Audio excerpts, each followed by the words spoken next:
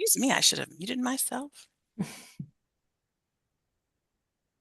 Good afternoon, everyone. Thank you for joining us. We'll wait a few more moments. I think everybody is coming into the group. We're delighted to have you all here this afternoon. Thank you so much. Great. Well, good afternoon, everyone. Thank you so much for coming in and joining us for the business of being an artist. We are here. We're from the New Jersey State Council on the Arts, and my name is Sally Vanderwater. My pronouns are she and her, and I am it's my privilege to be the program officer for folk and traditional arts here at the State Arts Council. And I'm joined today by my colleagues Samantha Clark and Stephanie Nurbeck, and they'll be dropping some information into the chat for you. And feel free to use the chat for questions that you might have. And also, we also have a Q&A um, uh, option, the question and answer button that our panelists will be able to also see, and we can answer questions throughout the conversation today. So the business of being an artist, as you know, as many of you know, it's our virtual professional development series designed to cover a range of topics that help artists living and working in New Jersey. And today, again, we are really thrilled to have two fantastic panelists here joining us talking about work samples that wow. Our panelists are Jackie Domenus and Junious Brickhouse, and we'll be introducing them in just a few moments. Um, we uh, We'll be looking at kind of what makes great work samples. Work samples being, of course, the samples of your artistic work that you present to funding agencies or potential hirers of you and your work. And we'll discuss current best practices. And what I love about our panelists today is that they both come to this from the perspective of being working artists who also administer large scale, artist programs that review work samples as well.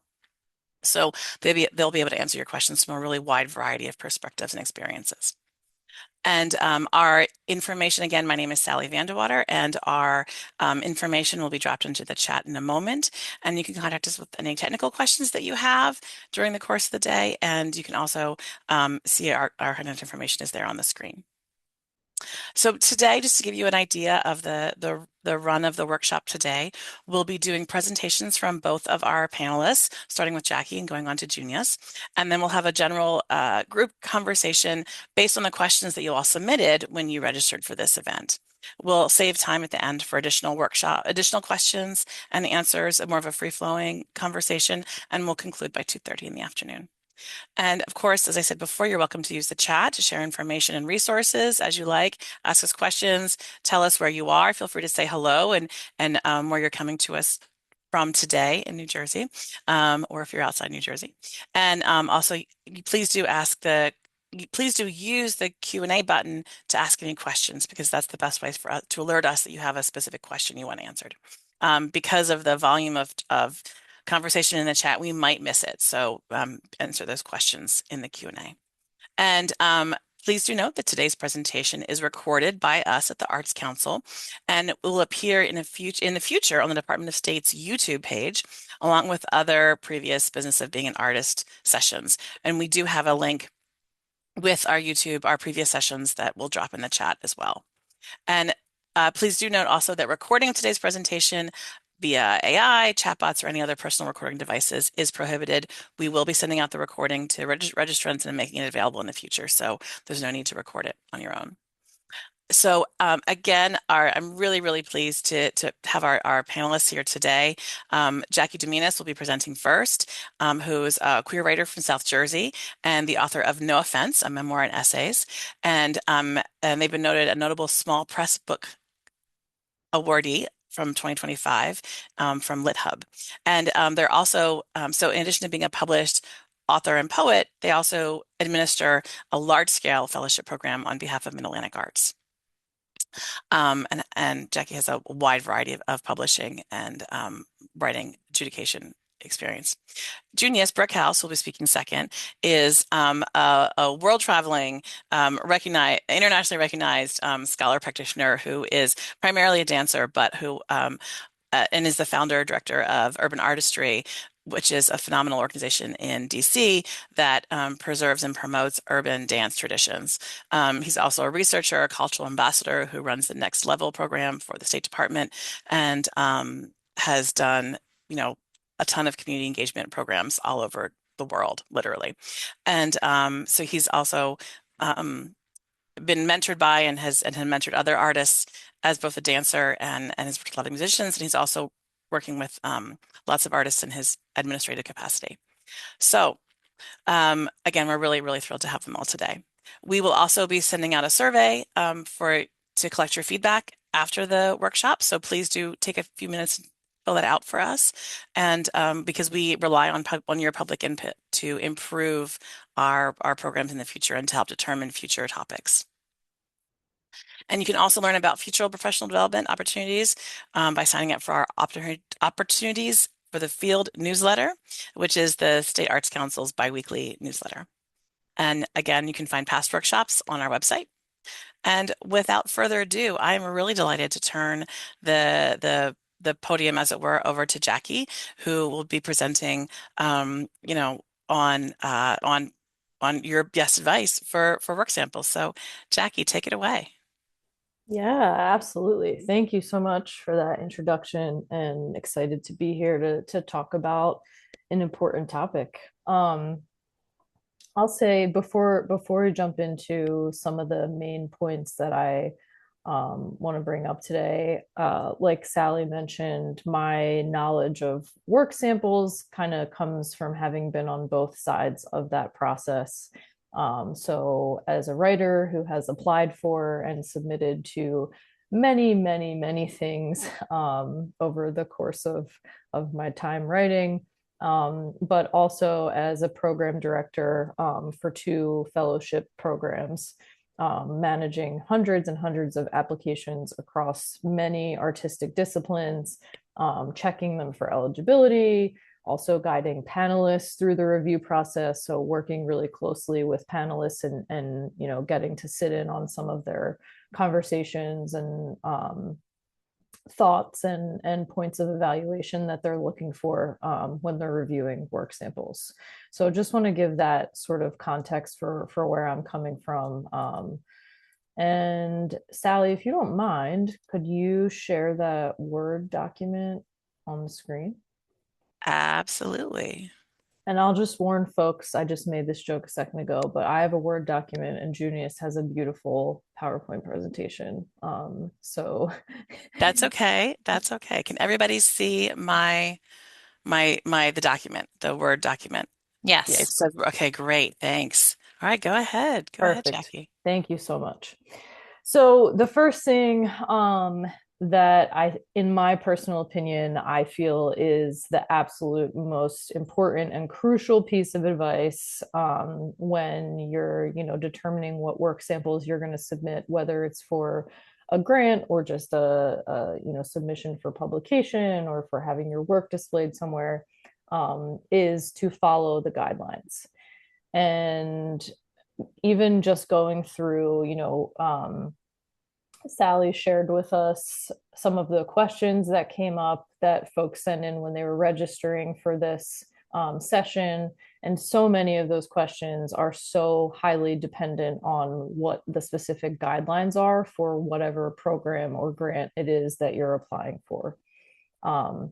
So, what I want to start out by saying is that I would venture to say that 98% of the time, the guidelines will answer a question that you have about whatever it is you're applying for. Whether that question is, how many work samples should I include? What size should my work samples be, or what length? Most of the time, if you do a thorough read through of those guidelines, it's going to answer the questions that you have about your work samples.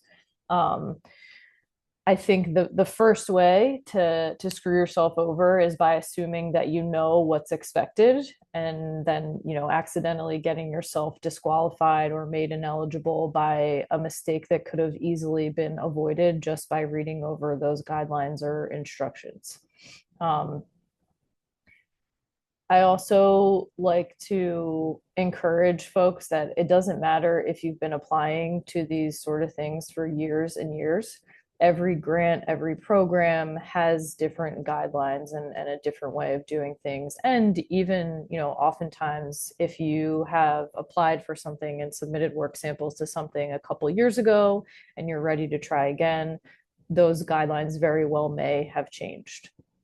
So I cannot say it enough, and I say it ad nauseum all the time, to follow the guidelines and pay attention to specifically what they're asking for. Um, a couple other examples that are up there as well, things to pay attention for in guidelines is anonymity being required. Um, Especially if, for instance, if you're submitting in a visual arts category and you're submitting paintings or photographs, do you need to have your signature or your name removed from the actual work sample itself? That's a really important one to look out for that could so easily and quickly get you disqualified, that could have easily been avoided. Um, Guidelines might have a specific theme that they're looking for depending on the artistic discipline. One of the big ones also is oftentimes when you're submitting work samples, there's also space for some sort of statement, right? Like an artistic statement, or an artist statement or context, whatever it might be. Most of the time, those guidelines are going to tell you exactly what to include and what not to include in those statements. And following, those rules and guidelines right from the jump gets you such a better chance at, making it through and having the work be considered eligible and getting it through to the panel process and having it considered in a serious way. So following the guidelines, number one point, and it sounds silly, but you'd be surprised how many people just ignore it and go straight to the application or submission process.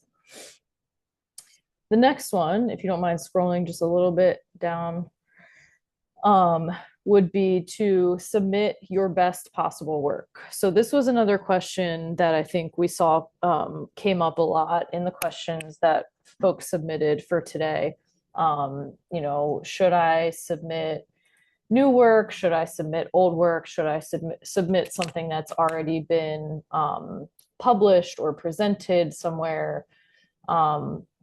My best piece of advice for this is that if the application doesn't specify whether they're looking for a cohesive body of work or a variety, your best case scenario is to ask yourself what your strongest works are, right?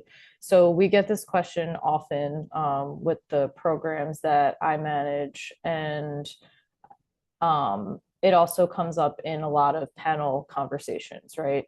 And it really does vary from, panelist to panelist. You never know who is going to be judging your work. Some folks might like to see a cohesive body of work. Some might like to see, that you can do multiple different styles of a particular discipline.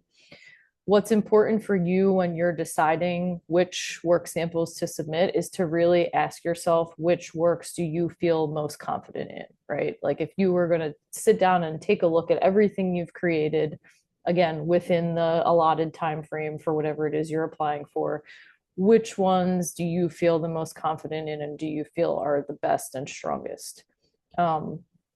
Another thing to consider when making that decision would be which works have gotten great response and feedback, right? Whether it be from peers who you share your work with, or works that have already been published or purchased or exhibited, whatever it may be, depending on your artistic discipline. But really thinking about, if you're going to try to wow these judges or these panelists, you want to put what you think is your strongest work forward. And again, that's especially if it's not specifying, whether they want a cohesive body of work or if it's not a project proposal or something like that. If it's just, saying submit 6 work samples, you want to think about which ones are your strongest by your judging and also by peers or from other things that you've applied to. Um, the next major point that I think is important to talk about is almost putting yourself in the shoes of a panelist or judge or juror, right? And thinking about in your specific artistic discipline, whether you are submitting a work sample that is poetry, or sculpture or choreography, whatever it may be, what are panelists and jurors in your artistic discipline typically looking for, right? And kind of, taking a step into their shoes. Then if you were judging, what sort of criteria and skill sets would you be judging for? One way to go about this, I think, is to talk with your peers, right? Talk with professors, talk with mentors, talk with friends who have served, as jurors or panelists before and have gone through this experience and what they found themselves looking for, or judging based on.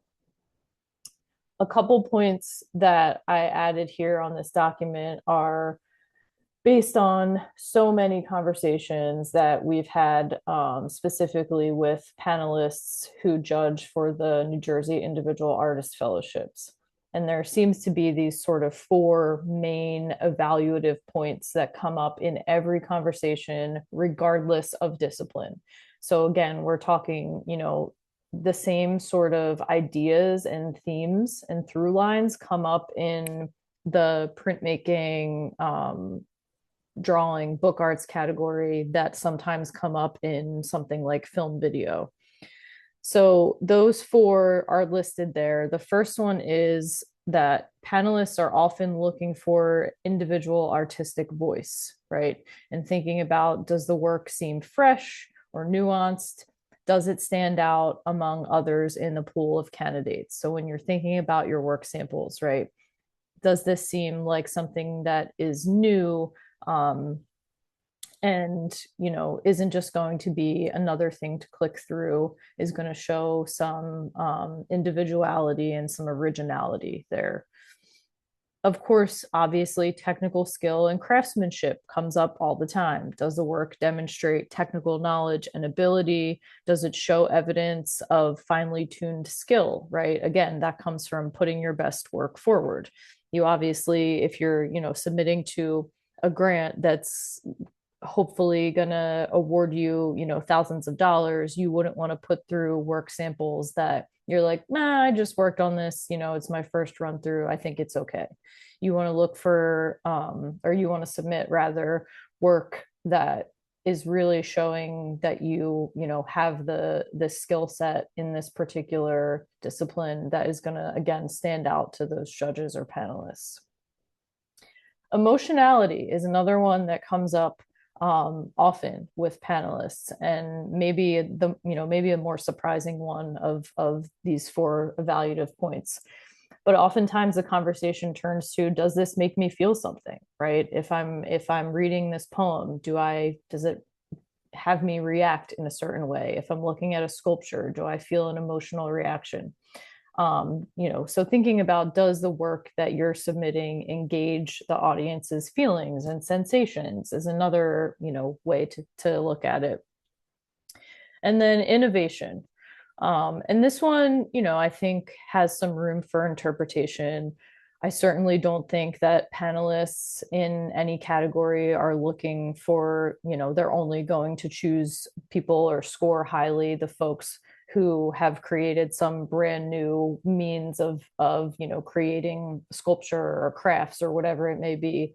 But you want to think about, does the work express inventiveness, right? Does it challenge the discipline in some way rather than, you know, for instance, if you're applying in something like sculpture, is there going to be something there that stands out as a new idea, if the judges or panelists are scrolling through hundreds and hundreds of photos of pottery, right? So thinking about inventiveness and innovation. So those four really are, and again, coming from the experience of having reviewed hundreds and hundreds of applications and then sat in on conversations with panelists who are the folks who are actually scoring, applications and reviewing work samples. These are the kind of 4 points that have been popular and come up over and over again in conversations with them, and sort of a glimpse into what they're looking for. Um, you can scroll down, Sally. Thank you. And then super important, I think, too, is outside of the actual applications, and you've selected the work samples that you're going to submit, you've thought about these things.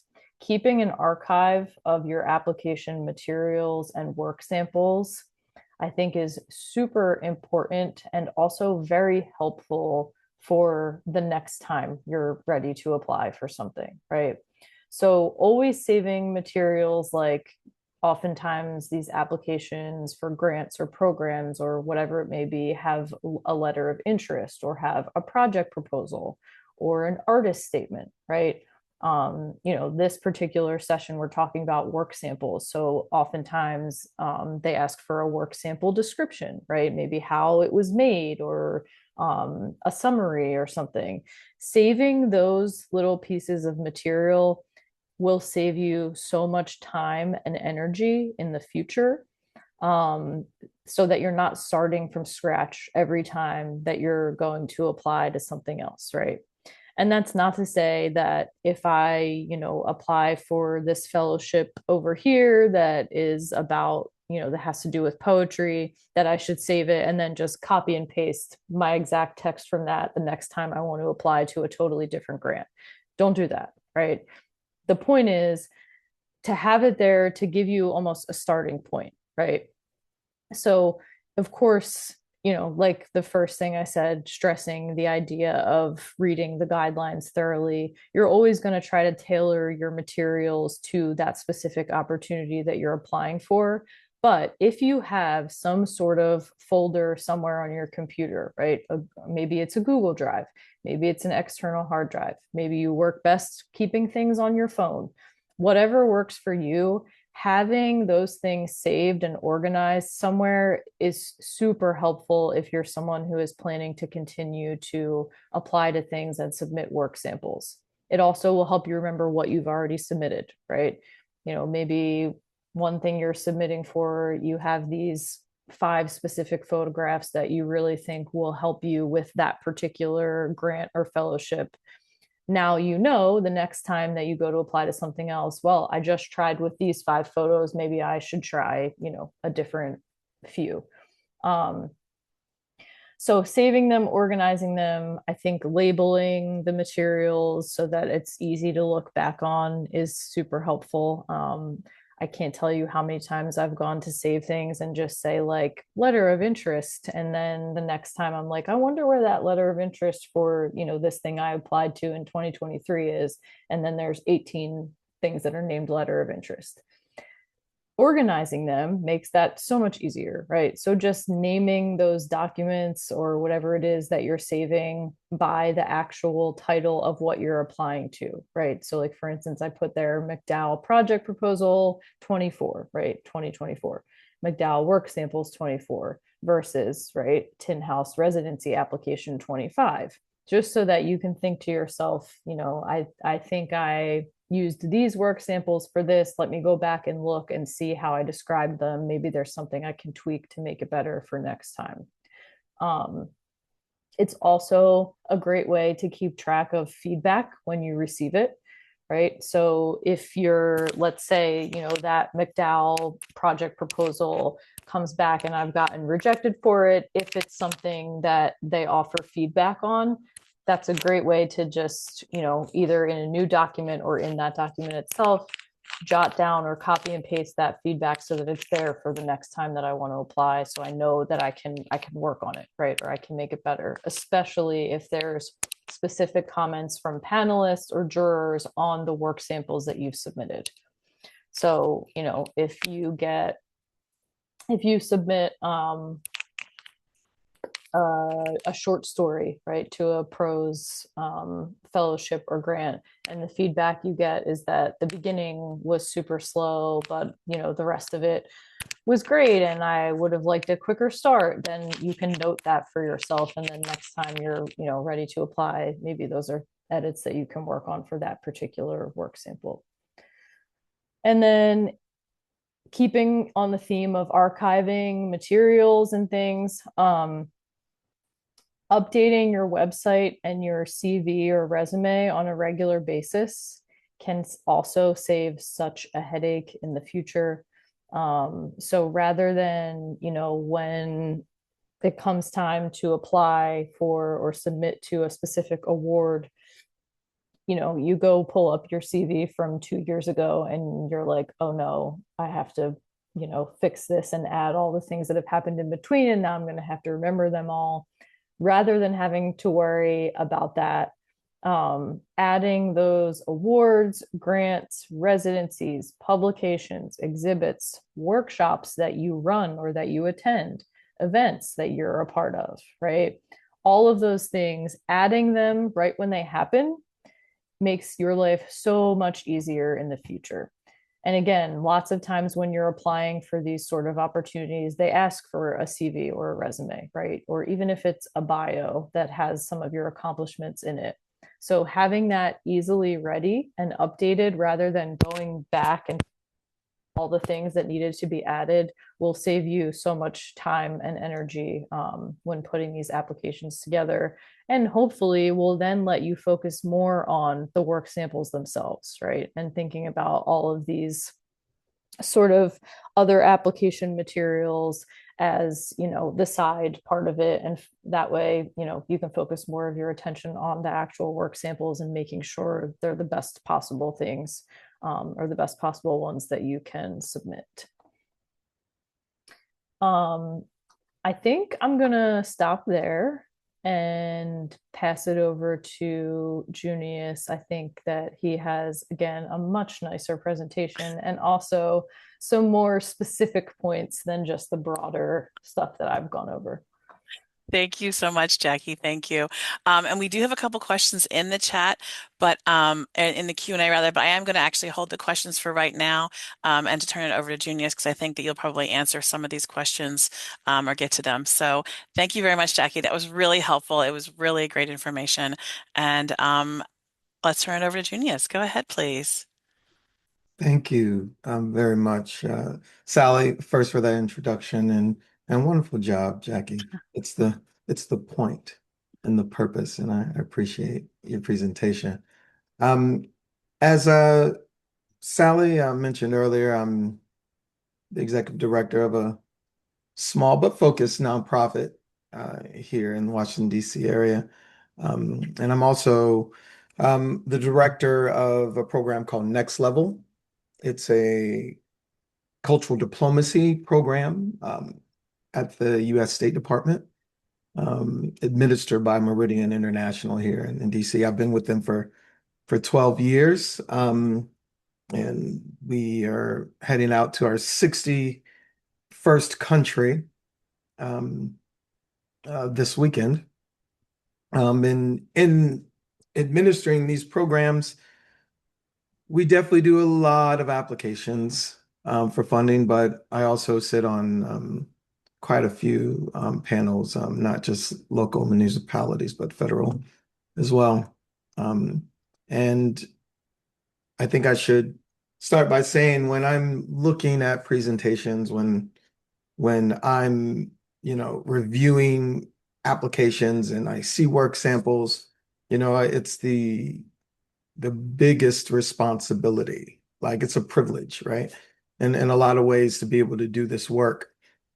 But it's also leaves me a little bit anxious because, I don't do all things, so when I see other people's work, and especially coming from, traditions that are from marginalized communities, I want to give the care that I receive, right? So today I'm gonna kind of dig into that a little bit and tell you what that means, and frankly just be an honest, reviewer. That's what I'm going to do. I'm be an honest reviewer, so please don't get too upset with me. Like if I'm saying something that you disagree with, but dialogue is the key. All right, let me go ahead and turn this presentation up.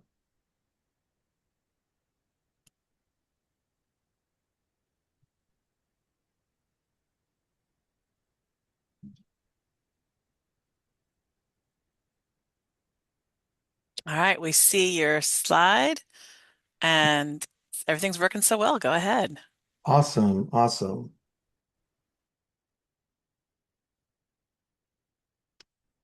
So first thing that I wanted to cover is this idea of what it means have to be work sample focused, yeah?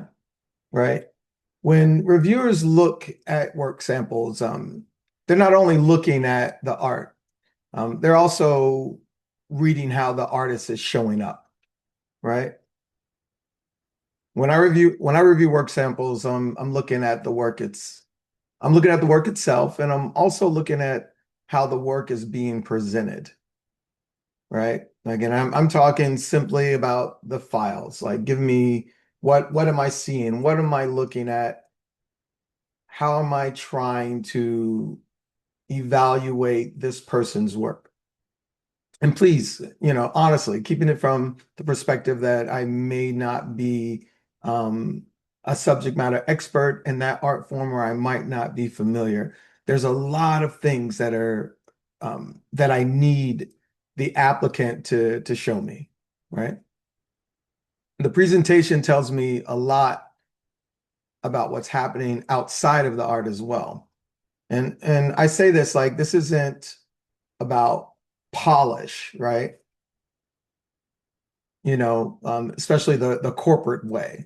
It's about intentional packaging, like care and clarity of what this artist has to offer.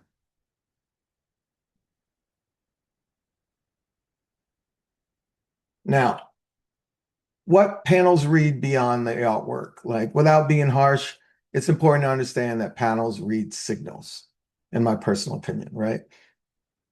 Presentation tells us about readiness, care for the work, capacity to manage opportunities, and attention to detail, right? And and dare I say, respect for the time, right? That people are taking to review it. There's been so many times I've had to go outside of the work sample and look at a website or social media and be like, wow, this person is amazing, is an amazing artist, right? But I had to go beyond to look at that. What you want to do is you want to capture the moment. You want to be able to make sure what you attach and push send on is a great representation of you and your art, if not your tradition in the field broadly, right? These things, frankly, help panels focus on the art instead of guessing what's not there, right?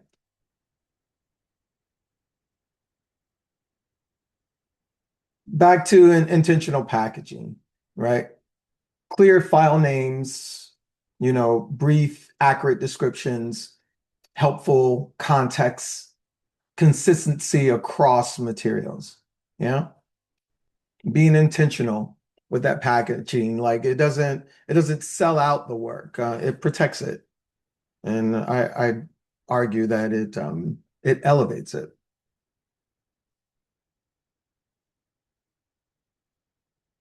Are you showing us how you function, right? Even if you are a solo artist, you're still showing us how you function as an entity. Um, Whether you think of yourself as a business, an organization, or simply a professional artist, that information should come through. Like care and clarity always builds trust.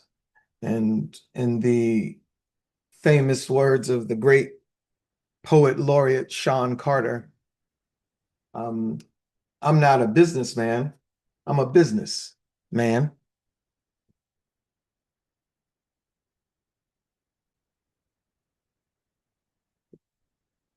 Again, identifying your work clearly and honestly.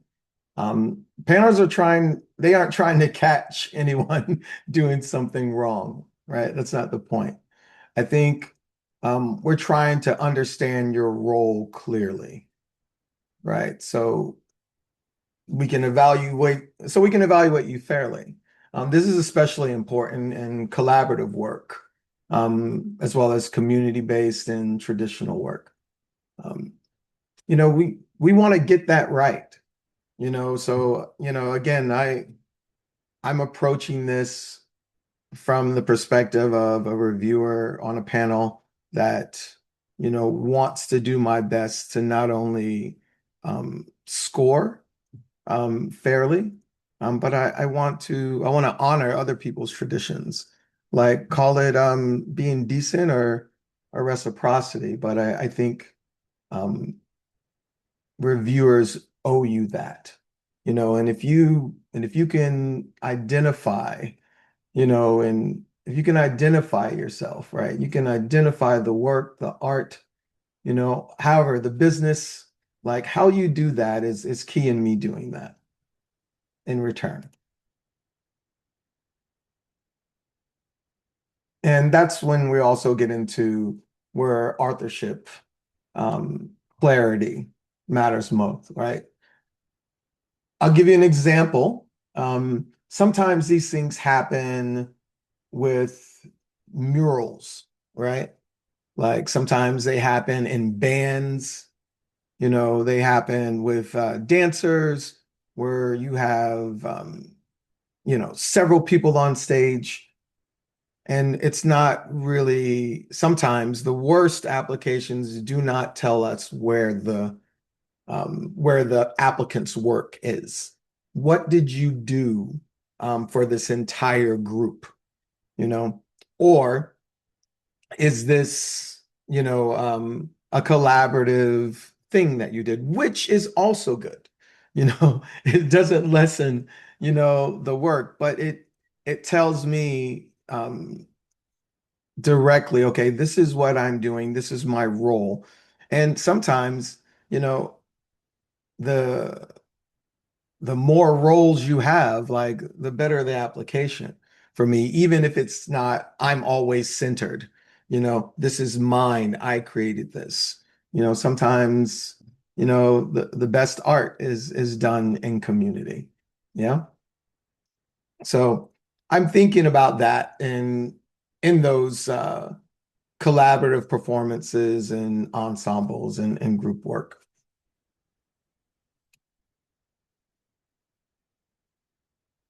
And again, just cover that a bit about letting people know um, who did what. You know, um, Let other people strut. If you have an organization that's doing great work, that's a credit to you as an applicant, and in my personal opinion. And clearly naming those roles acknowledges and protects everybody involved. And it prevents confusion on so many levels. And with your folks, like builds trust. These things come around. I've been on panels before and have read applications from colleagues, and I wouldn't say it's intentional, but did not clearly identify what was what and the roles there.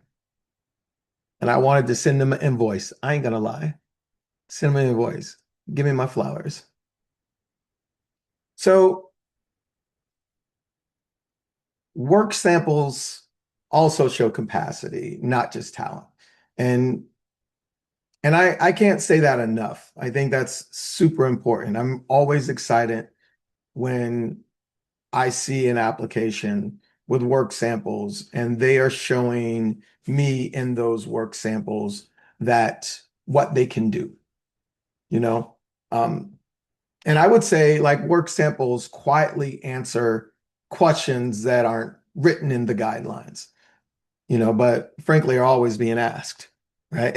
By the people who are reviewing. I have a lot of questions, especially about art forms that I'm not a subject matter expert in. So I think that's key, right? I want to know, can they follow instructions? Can they communicate clearly, and can you steward opportunities? If the review process goes well and you know you win an award, you know, can you handle it? Are you going to follow through? Are you going to do that with the type of um, fervor that we hope, the funds are spent for?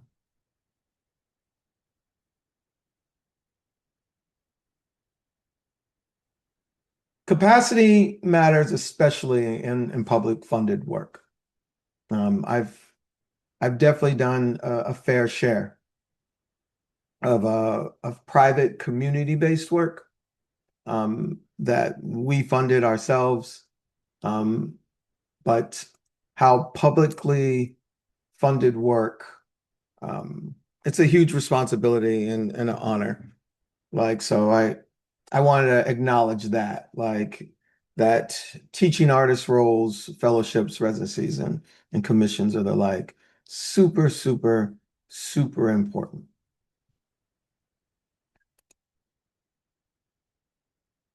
Now, work samples are not just a test of your worth.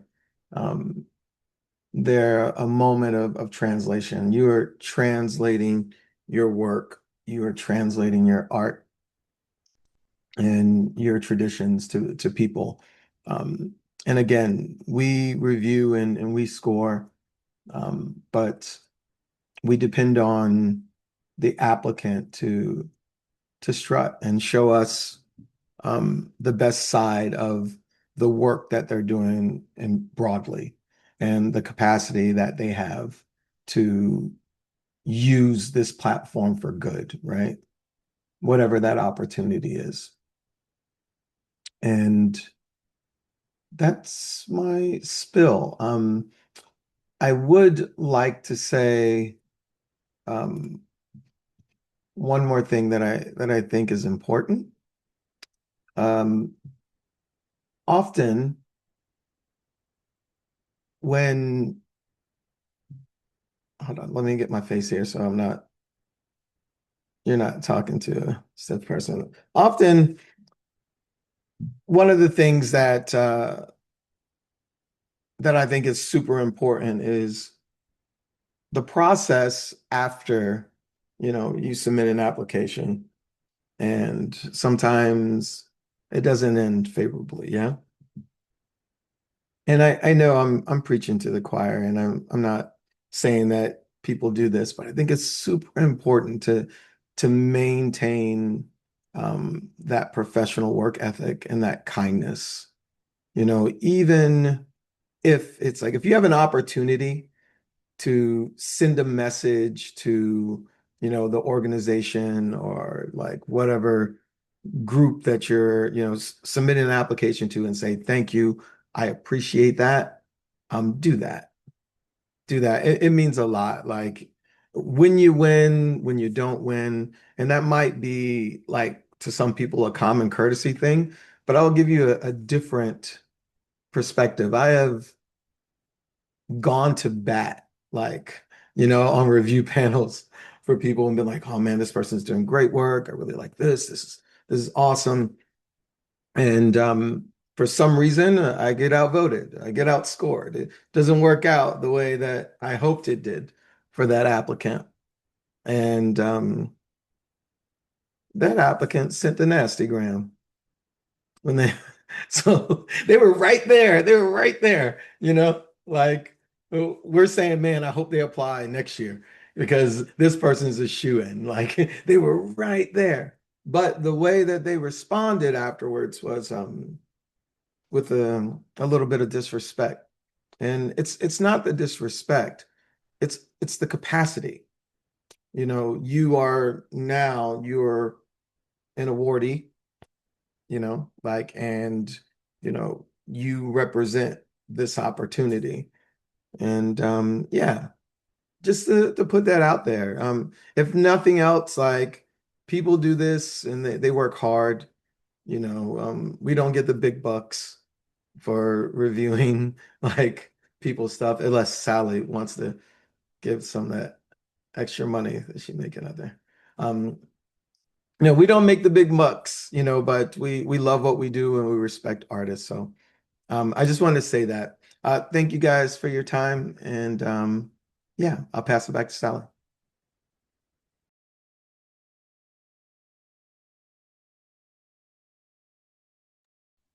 You're muted, Sally. Because of course, I was just saying how glad I was that I was muted when you were making that crack about my extra bucks that that I'm tossing out. But because I would have been, yes, I was laughing over here.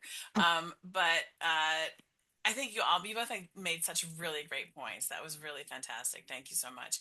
I have a couple things that I'd love to underscore and kind of bring up, and then I know we do want to transfer to some of the Q&A that folks are popping in the box there. But I want to go back to something that you said early on, Jackie, which was that the answer is always it depends. That's not a word those aren't words that you said, but that's my interpretation of what you said. That you know so many of the questions that we have about that applicants have about work samples are often found in the guidelines, or they should be in the guidelines, right? And you should be able to say, that you need 10 photographs or you need 5 minutes of a video or something, and pay attention to that. And that also goes to, I think, something that you said, Junius, too, which is that idea that, pay attention to what people want and are asking for and provide that context. I think some of the best present programs or applications that I've seen have come through with that context, and of course the caveat that I work in folk and traditional arts primarily, so those are almost always applications where context is everything. It's you Panelists often don't want to see an artist who is doing something completely on their own, totally innovating um, within a genre, because the context is important, and connections to communities and connections to the heritage and the tradition of the art form is really, really important. But to your point, Jackie, too, there's so different panels are looking for different things, and that's really important to pay attention to. I also really like what you said about contacting the program officer for comments or reading the comments, and to your point too, Genius, about following up with them. And very often, for example, in our capacity as state workers who are managing grant programs, in a lot of ways, it really doesn't matter if you're nice to us or if you're nasty to us, because we still are going to do our job, and we still have to put your application through, and we're still going to, it's still about how the panel review came through. But we sure do appreciate it and have a nicer day when you're nice to us. But that's not going to change your result. But it's but to for private funders, for private folks who, or for folks who maybe just want to purchase an artwork, or just want to hire an artist for something, not just, but who want to hire an artist for an event, you know they could choose to work with you again, or they might remember your work from before and then choose to reach out to you. But if something about the interaction left a bad taste in their mouth, they may not choose to work with you. So that's something too, because I think, and that came through in some of the questions that you all submitted as part of registration too, is that some of you are looking at, how do I apply to this program, whatever this program is? And also, how do I make my work more marketable? How do I present my work? And some of those questions came up. I know that was one of the early questions that came up, was if you have a website and you have a list of awards, where should you list those awards or other accolades on your website? Should that be folded into another section, or should you have a whole page that's just on awards? And I think probably my sense is the answer depends on whether you have. If you have a whole ton, for sure, make a whole page. But if you only have a couple, maybe you work it into your bio, or you make sure to mention that, at every moment you can, in a prominent way. But any other advice on sharing your work with general people who want to look at it Not for grant programs or other programs specifically, but other kinds of sharing your work from either of you?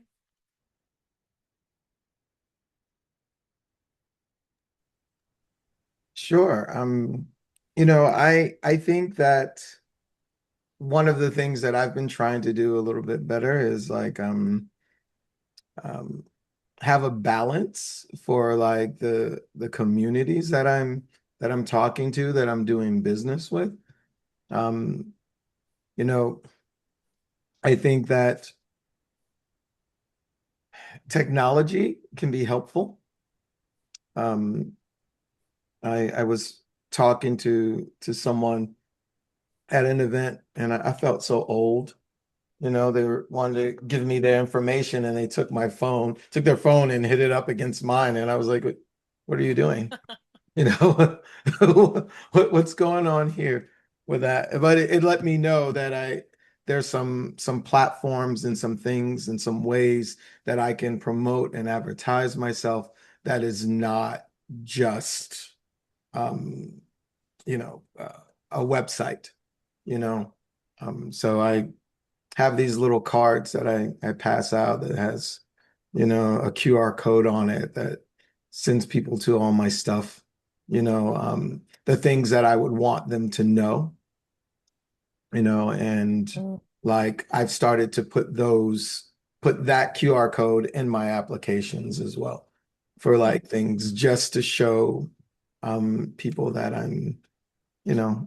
that I'm trying to pretend I'm young, you know, like that I'm cool, that I know all these things. But at least cool, if not young. Yeah. Fair, fair. That's great. Yeah, yeah. And I was gonna, Sally, you answered the website question exactly how I was gonna answer it. That if you are fortunate enough that you're at a point in your artistic career that you have a ton of awards and you've, gone to a handful of residencies or you've earned yourself some fellowships and it warrants enough for its own page on a website, I say go for it.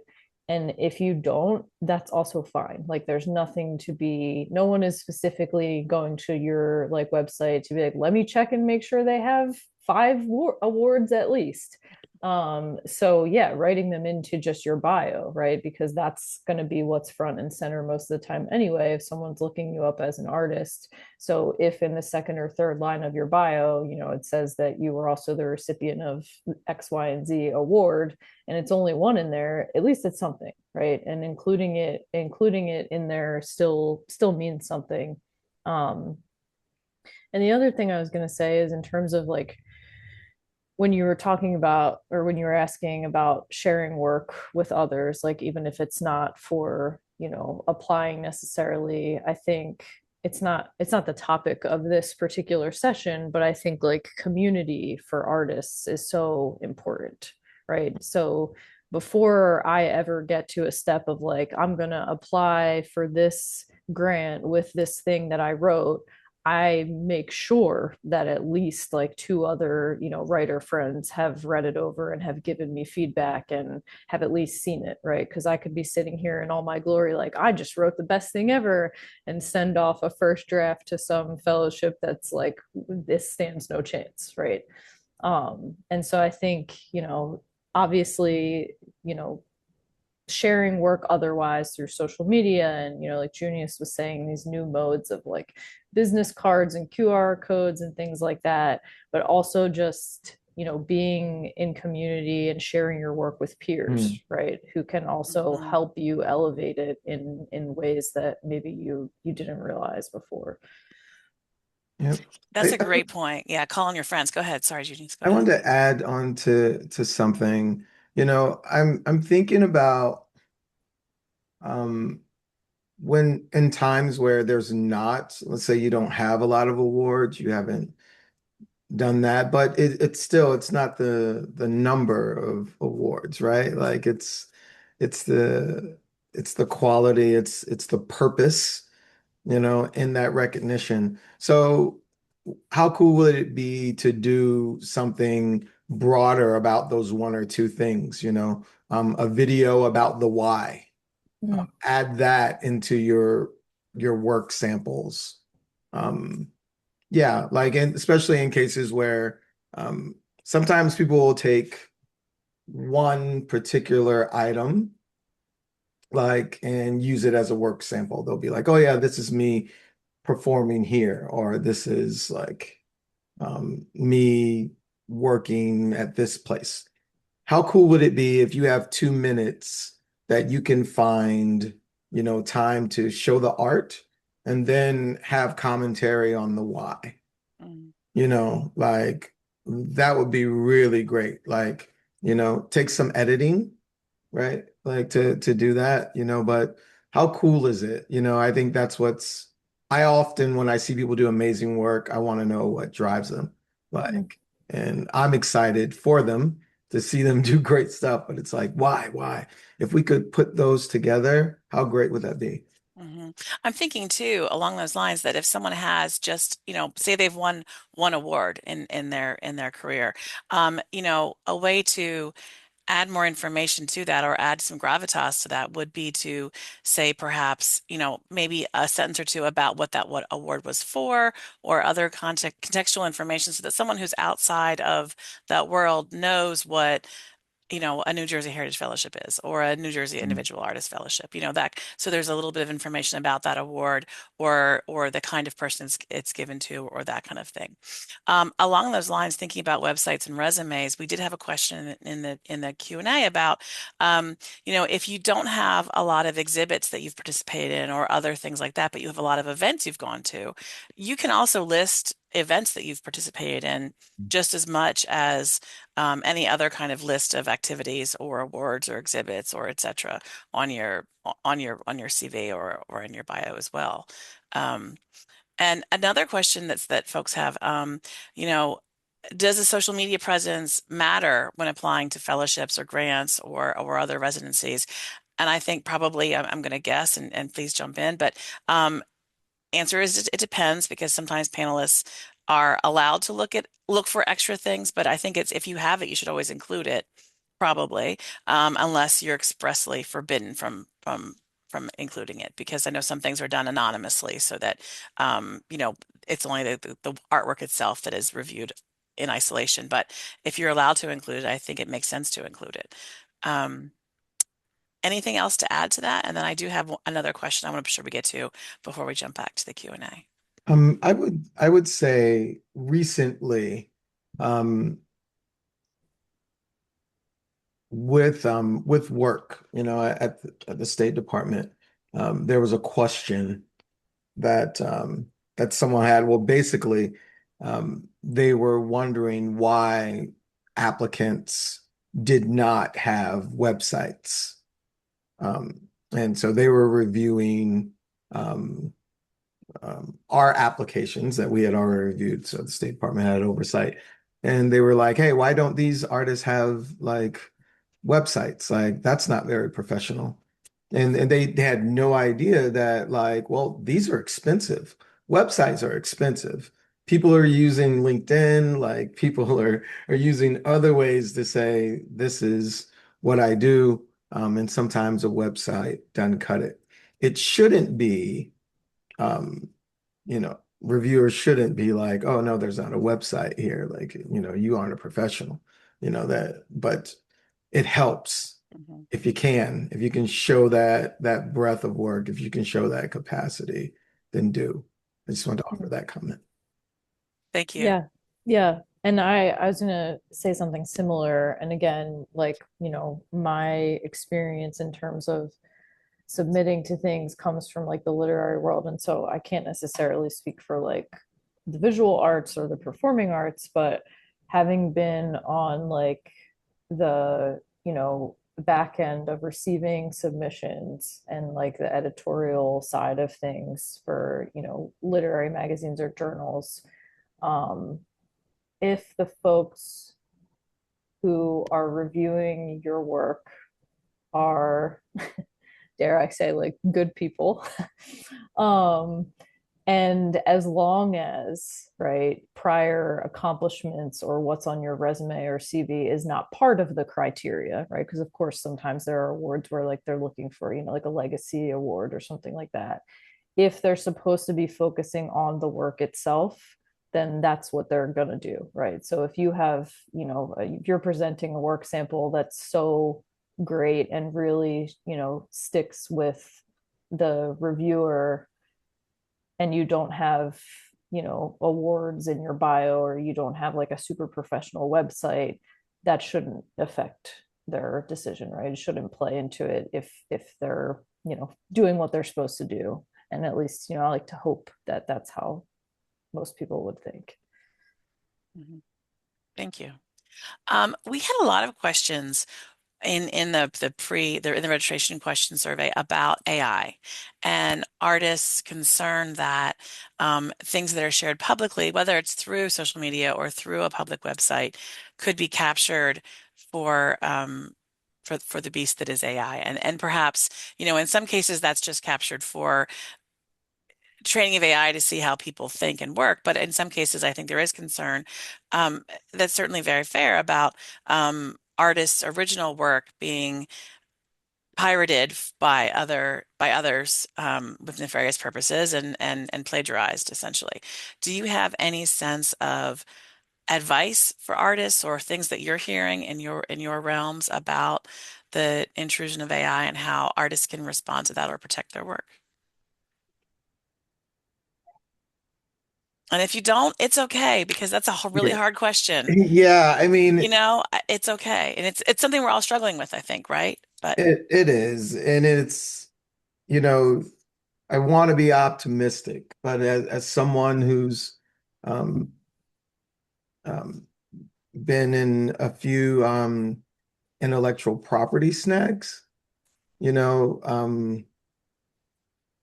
unfortunately, that really expensive attorney told me that you just got to do it better. mm, You know, it's like you want to protect your work, um, and but you also want to be public and you want to engage, and there's no assurance that people won't take advantage, you know. And I'm still trying to figure it out, because with AI, with technology, things keep changing and Yeah. it gets a little bit harder, right?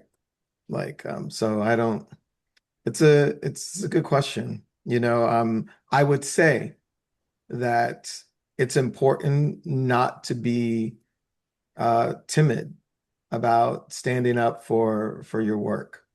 And, if you find that this is happening, address it. hmm That would be my advice. Address it. And you don't always have to get an attorney. You can send a letter. If you go before any judge, they're going to be sure to ask you if you did everything that you could, to find a solution before you got into court. So, hmm like, the legal route isn't always the right way. The best way to, unfortunately, to protect your art is to not make it public. And what good does that do? That's the only Right, assurance. Like, right. Yeah. everything else is a struggle now, and it may get worse. hmm Yeah. And I would say that at least, and watch, I'm sure this is going to come back to bite me, but at least most of the time when you're applying to these sort of programs, you're not applying in a way that's making your work public, right? That's a Like great it's not point. like That's a great point. you're not immediately posting it online for the entire world to see. You're sending it into some sort of system, some sort of submission manager for hmm whatever that organization uses.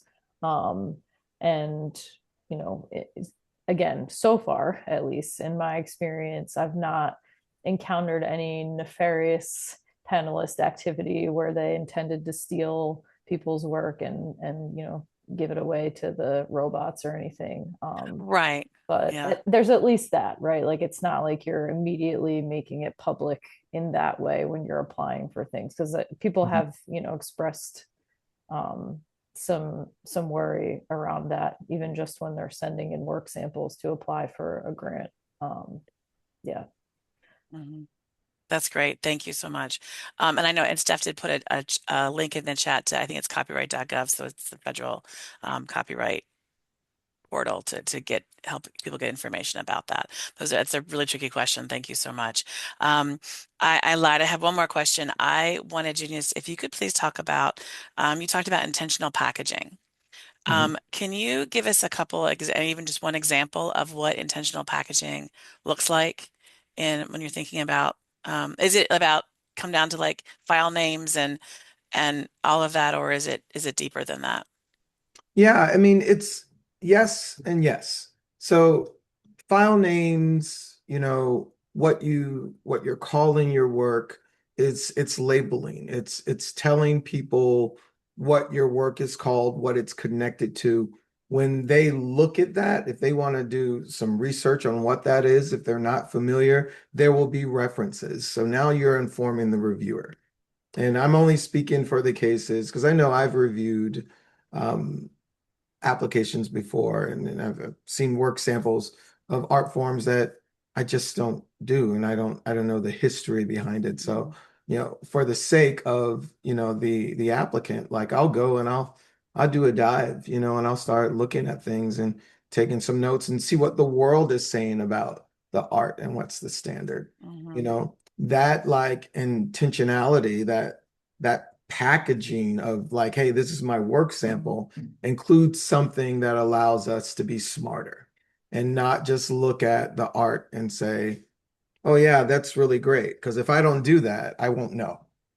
If I don't do the Right. art form, I don't know. So, and it's deeper, like because it requires you to see yourself as great as you want us to see you.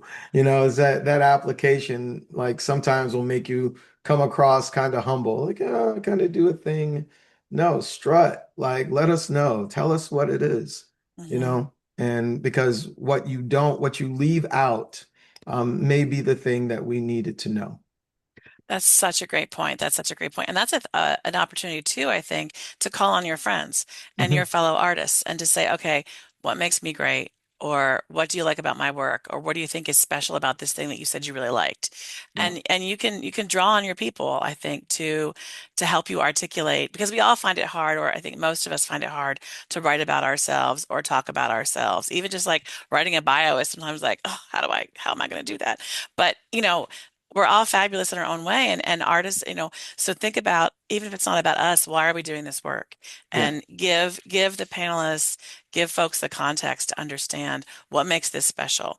And if it's about the vision that you had in creating it, that's great, share that. If it's about the fact that you learned this and this is why this thing is done and practiced in your community, share that so that people who might not come to it with prior experience can understand it. I think that's some of my top advice, definitely for folks. Awesome. We have about 20 minutes left. I know we had a lot of great questions in the chat. I'm going to jump into this. If you uh, let's see. Oh my gosh, so many great questions. I'm going to go back to the beginning here. So, for just because some of these questions are kind of more technical, is there like a stock amount of work that you should have compiled before you start applying to things, places like residencies or awards or fellowships or other grants? Or is it the case where you should just look and see what the requirements are for specific ones once you feel like you have something you're proud of and then just go for it? Or did you think, should people wait until they have a certain number of works completed and then start looking? What's your thoughts? Yeah, I mean, I don't think you need to have a certain amount done. I do think, like we talked about, that if you're gonna start applying to things or even just one particular program, that you want to make sure that whatever that work sample is or whatever those, first work samples are, that they have gotten, as much love and care as you could possibly give them, and others have seen them and maybe you've gotten feedback on them, and it's not just okay, I put this thing together, let me shoot my shot, essentially. But I think also, and maybe this is a corny answer, but I think like other job of the artist is to be like continually creating, right? And Mm, so like if I'm applying to fellowships and grants with this thing that I wrote a year ago, I'm also, that's not the end all be all for me, right? I'm also still going to be thinking about what's next and drafting new things that are going to add to that pile of what I have available to submit as work samples eventually. I think that I really think that we all have more in our bag than we think. Mm-hmm. You mm, know, like I really do. And having if you're not in an organization, you're an independent artist, like having a few folks around you that can kind of help keep you grounded in what that is. And they'll be honest with you. Um, some of my mentees will be like, "Are you still using that work sample?" You know, that thing's old. Like you had hair in that word sample.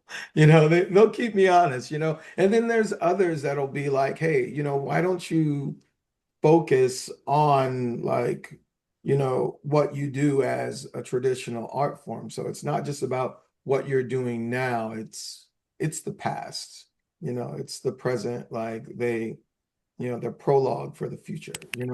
Like so like I say, go ahead, like think deeply about like your entire,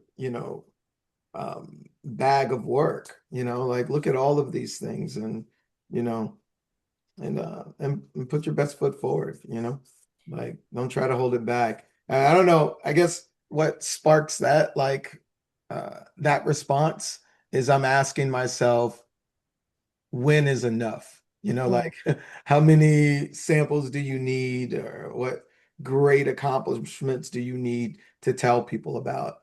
One, that's all you Right. need. right, Just one. That's all. right. Yeah. And also, right, and this goes back to the bit that you were saying, Junius, about, being like gracious after you've applied for something and not throwing a temper tantrum about it. Like every panelist or reviewer or judge is different, right? And Hmm. is going to have different tastes and different preferences. And it's subjective, right? Art is Mhm. subjective. Hmm. Um, so like another thing that I think of is just because you submit, a work sample one time and it gets rejected doesn't mean that your work sample is terrible, right? Mhm. Necessarily. That's right. So true. You could very well submit that exact same work sample somewhere else with a different three judges who could be like, this is the greatest thing I've ever seen, right?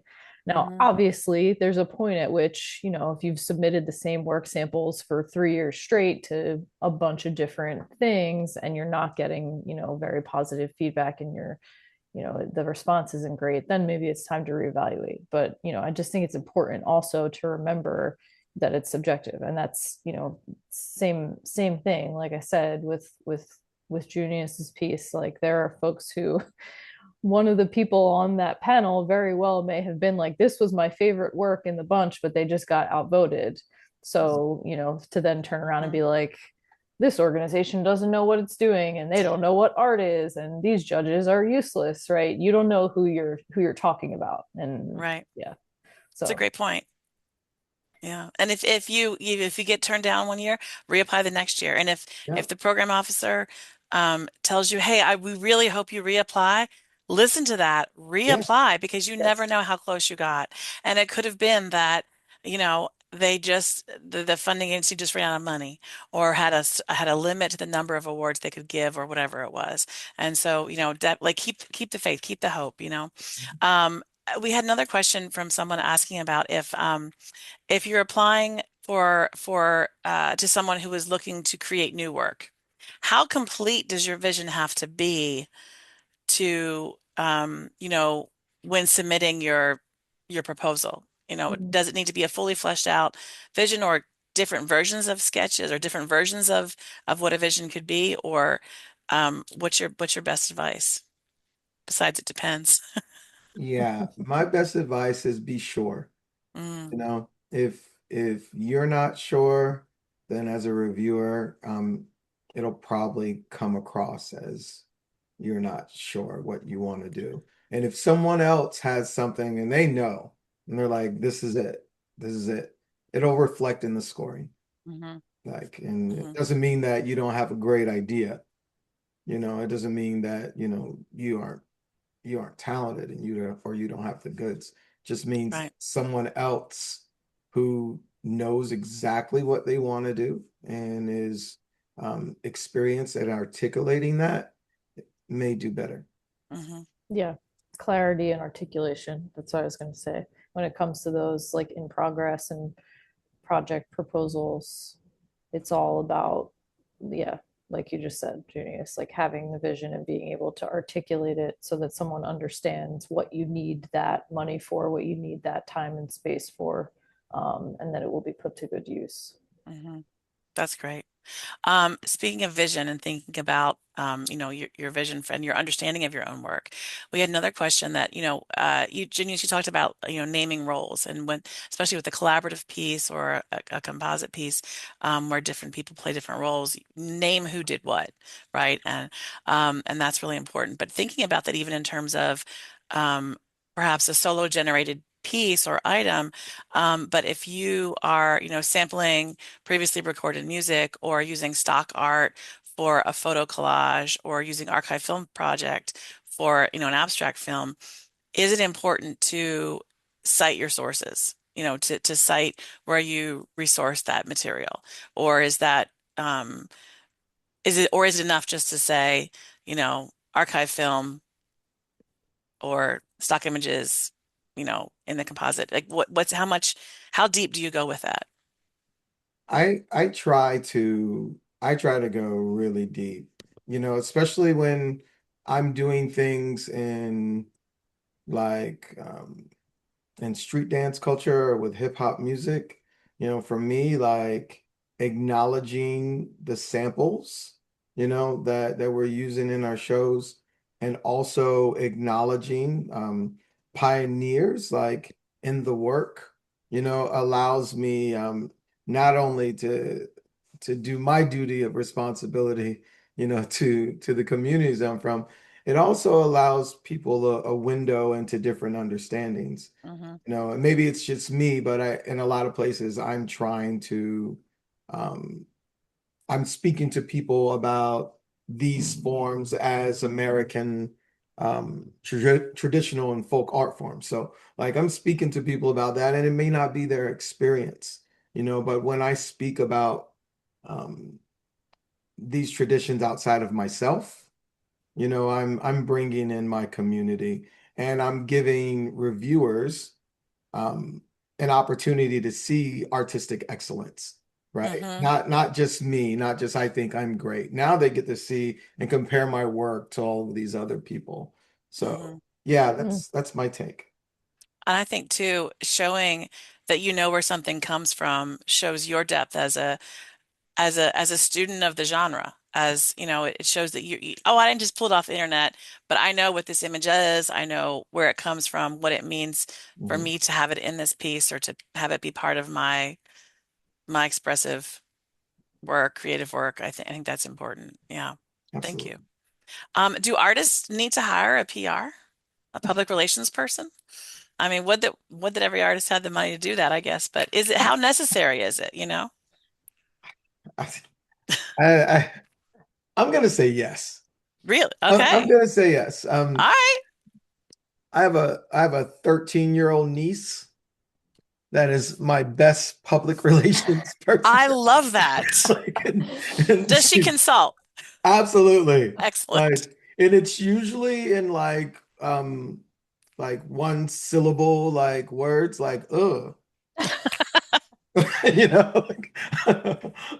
or nice.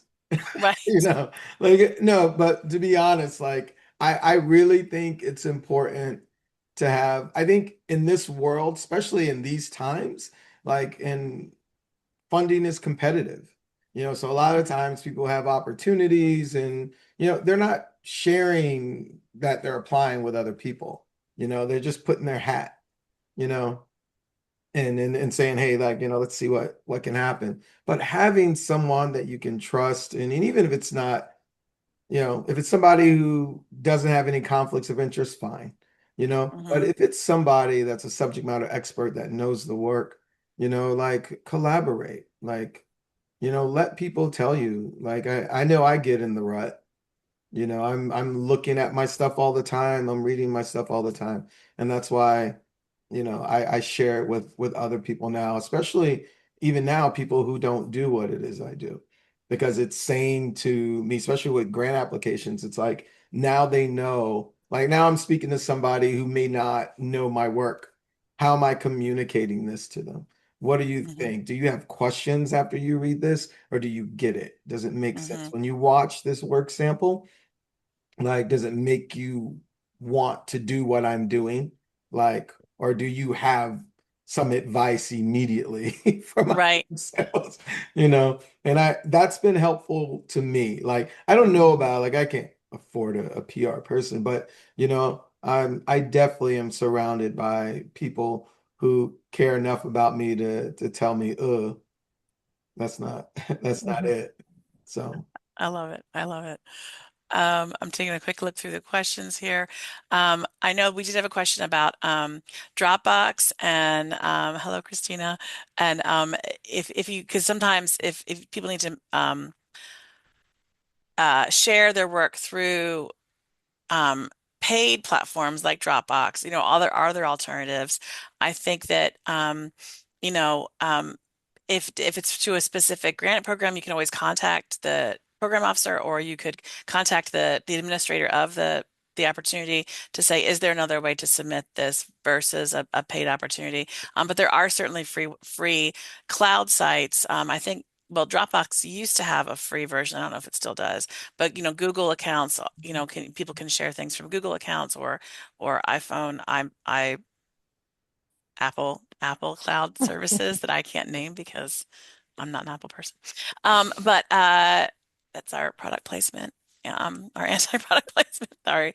Uh, um, so there are free services out there that people can source. I know some folks also had questions that, are there other resources out there that can help people think through, help artists think through how to enhance their own profile? That's certainly why we're doing this workshop. But if you have other resources that you can recommend to us, even if they occur to you later, send them on to us. We'll make sure they get out to folks and we'll put them in the resources list. We do also have a resources list that we'll be sending out along with the recording that we'll be sharing after the webinar is concluded. So we'll share that out as well. Um, I think we've answered all the questions in the chat now. Is there anything else that you wanted to share with our delightful audience this afternoon? And thank you both so much. This has been so interesting and so useful, and I'm really, really delighted to have you both here today. So thank you before I forget to say that. But anything else you want to share? Um, no, I think, well, again, like I said, I'll say it a million times, always read the guidelines. But I think, just reiterating that the process of applying to these sort of programs, whether it's a grant or a fellowship, or you're submitting work to be, shown somewhere, published somewhere, not or I should say, to try your best not to take it personally. There are going to be rejections. There are going to be times when you don't, when you're not awarded, and that it's important, to keep trying, because eventually there will be a yes and there will be a win. And I know it's easy to get you know to get down on yourself with these kind of things. But yeah, I hope that the stuff we've shared today is helpful in terms of work samples and applications. And yeah. That's awesome. Thank yeah, you. I would say, yeah, just have the courage to be the steward of your great work, like, let us into your world, like inform us, educate us, you know how great you are, like, and don't hold back. I love it. Thank you. So I've encapsulated, so read the guidelines, do your best work, educate the panel. It depends is often an answer. Know who you are, call on your friends, and remember to strut. That's the advice that I've distilled this all down to. Boom. Boom, that's Got it. it. Boom. Drop that mic. Um, Thank you all. Thank you so much. This has been really great. We're going to end on time. Appreciate you all so, so, so much. Thank you. Thank you. Have a wonderful afternoon, everybody. Take care. Thank you. Thanks, y'all. Thank All right. you. Bye-bye. Bye-bye. Yeah. Bye.